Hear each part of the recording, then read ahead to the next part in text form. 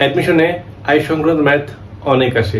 যেমন আয়ের উপর বিশাল বড় সংখ্যা দিয়ে রাখলো, এখন তোমাকে বললো যে এটার মান কত। তো তুমি যদি যথাযথ টেকনিক না জানো, তুমি কিন্তু ওটার মানটা সহজে বের করতে পারবে না।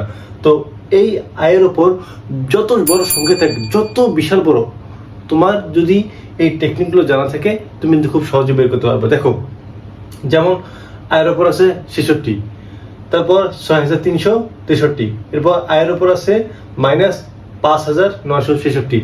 তো দেখে যখন দেখবা যে বিশাল বড় বড় সংখ্যা, তো ঘাবড়ে যাওয়ার মতনই অবস্থা হতে পারে। বাট আমরা যদি টেকনিকগুলো জানতে পারি, আমরা কিন্তু খুব সহজেই এই ম্যাথগুলো সলভ করতে পারবো। দেখো, তোমাকে যত বড় সংখ্যাই দিক, আয়ের উপর পাওয়ারটা যত বড়ই হোক, প্রথমত তুমি ওই সংখ্যাকে 4 দ্বারা ভাগ করবা। যদি ওই সংখ্যাকে 4 দ্বারা ভাগ করার পর অবশিষ্ট না থাকে, অর্থাৎ ভাগশেষ অবশিষ্ট না থাকে, তাহলে ওটার মান হবে 1।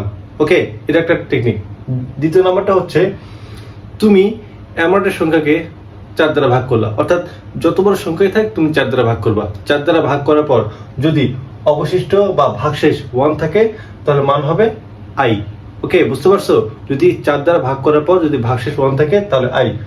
এরপর ওই সংখ্যাকে আবার 4 দ্বারা ভাগ করার পর যদি ভাগশেষ 2 থাকে, তাহলে অ্যান্সার হচ্ছে -1। এবং তোমরা আটা জিনিস মনে রাখবা যে i স্কোয়ার সমান কিন্তু -1, এটা তো আমরা সকলেই জানি। এরপর আবার কোন একটা সংখ্যাকে 4 দ্বারা ভাগ করার পর যদি 3 অবশিষ্ট থাকে, তাহলে মান হবে -1। ওকে, তো বিষয়টা সহজ মনে হলো। আমাদের আর একটা বিষয় জানতে হবে। যেমন মনে করো আয়ের উপর আছে পাওয়ার কত, 66, তাই না? তো এখন 66কে 4 দ্বারা ভাগ করলে কত, 4 16 64, অবশিষ্ট থাকে কত? ওকে, যেমন মনে করো 66কে তুমি 4 দ্বারা ভাগ করো, 4 16 64, অবশিষ্ট কত থাকে, 2 মানে কি, কোনো একটা সংখ্যার উপর 4 দ্বারা ভাগ করার পর অবশিষ্ট 2 থাকলে কত হবে, -1। ওকে, বুঝতে পারছো? এখন আয়ের উপর আছে কত, 6363। এখন তুমি এত বড় সংখ্যাকে 4 দ্বারা ভাগ করবা কি করবে না, তুমি কিভাবে বুঝবা? তুমি অ্যাডমিশন পরীক্ষার্থী, তোমার কাছে ক্যালকুলেটর নেই, কি করবা? সহজ টেকনিক আছে। তুমি সবগুলো সংখ্যা যোগ করো। 6 3 কত, 9, 9 6 কত, 15, 15 3 কত, 18। এখন তুমি 18কে তুমি এখন 4 দ্বারা ভাগ করো। বুঝতে পারছো?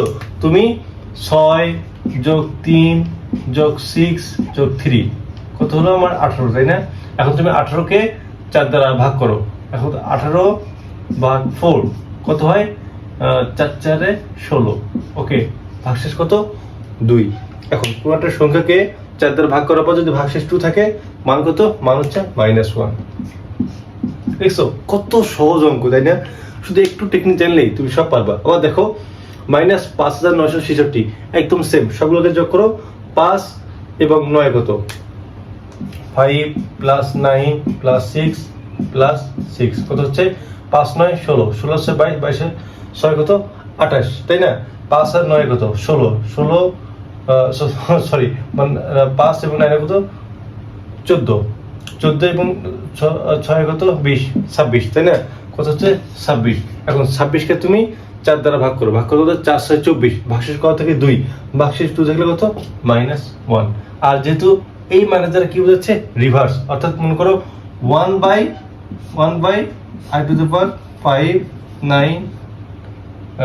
966। তো 1 কত, -1 তো কত, -1 আছে না? তাই এটা হবে -1 অ্যান্সার। তাহলে তোমাকে আয়ের উপর যত বড় পাওয়ার দিক, তুমি ওই সংখ্যাকে প্রথমে 4 দ্বারা ভাগ করবা।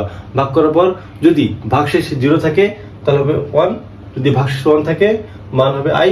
যদি ভাগশেষ 2 থাকে, তাহলে মান হবে -1। আর যদি ভাগশেষ 3 থাকে, তাহলে -i। এবং যত বড় সংখ্যায় থাক, তত বড় সংখ্যার মধ্যে 4 ভাগ যাবে কিনা তুমি কি করবা, সবগুলো সংখ্যা যোগ করবা। যোগ করার পর তুমি 4 দ্বারা ভাগ করবা, তারপর যেটা অবশিষ্ট, একদম সেম রুল। আশা করি আয় সংক্রান্ত যত ধরনের তোমাদের কনফিউশন আছে, এখন থেকে এই কলাকৌশল জানলে তুমি সমস্ত ম্যাথ সলভ করতে পারবা। সো আশা করি এটা বুঝতে পারছো এবং পরবর্তী এপিসোডের জন্য পাশে থেকো। আল্লাহ হাফেজ।